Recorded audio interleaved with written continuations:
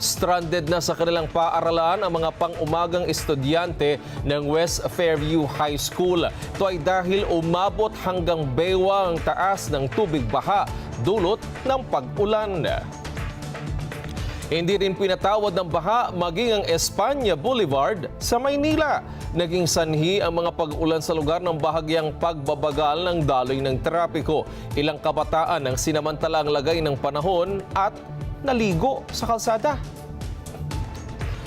Baha na rin maging sa Araneta Avenue sa corner Caliraya sa Quezon City. Dahil dyan ilang residente ang napilitan ng lumusong sa tubig baha.